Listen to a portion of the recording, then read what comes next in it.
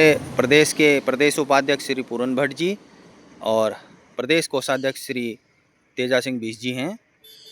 साथियों, आज कोर्ट में क्या हुआ, आप क्या संदेश कर्मचारियों को देना चाहेंगे? मैं पूरन भट्ट जी से अनुरोध करूंगा वो आज के बारे में थोड़ा बताएं।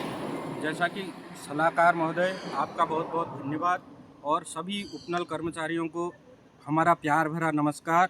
और जैसा कि साथियों, आप लोगों ने हमारा आज तक सहयोग किया है और सहयोग करते आए हैं। आपके बलबूते आज तक हम यहाँ पहुँच पाए हैं और आने वाले समय में जो होगा सब बढ़िया होगा। और माननीय न्यायालय ने भी जो बात कही है कि जो हमारा शासनादेश जो कोर्ट से निकला है उस पर कार्रवाई होनी है और उसी के उसमें वो करना है। ज़्यादा बीस जी हमारे बड़े भाई हैं, ये समझाएंगे। हाँ बीस जी। जी धन्यवाद उपाध्यक्ष जी। जिस तरीके से आज तक आप लोगों ने देखा होगा कि कोर्ट की कार्रवाई क्या हो रही क्या नहीं हो रही, सारा प्रकरण आप लोगों के सामने है।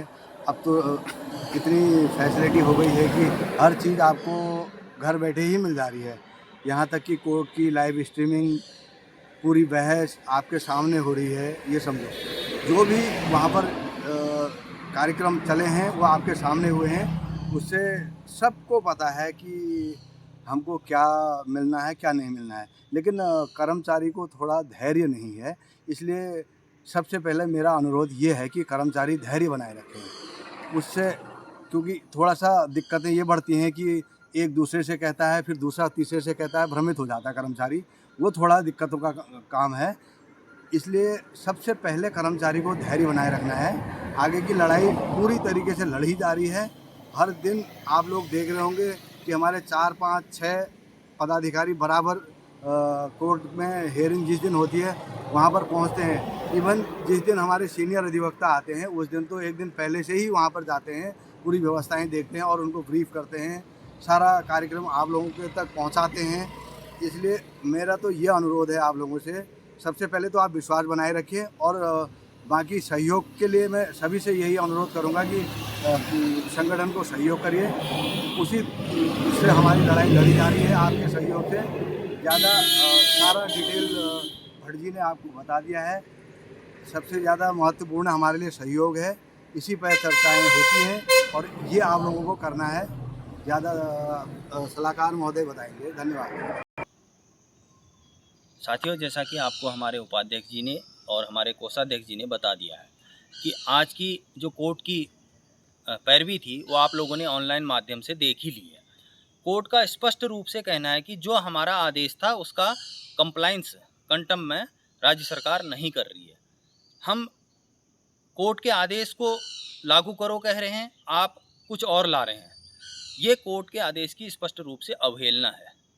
इसलिए आप लोग अपने सेक्रेटरी से बात करके जो कोर्ट का आदेश है उस आदेश के अनुरूप में कर्मचारियों को लाभ देने के लिए सबसे पहले मिनिमम जो हमारा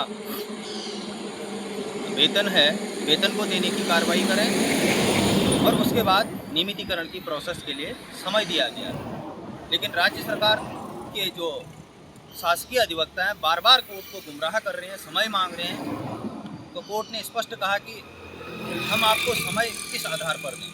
हम आपसे कह रहे हैं कि आप हमारे कोर्ट के आदेश के अनुपालन में कुछ ला कर दीजिए, आप कुछ और ला रहे हैं। ये कोर्ट के आदेश की अवहेलना है।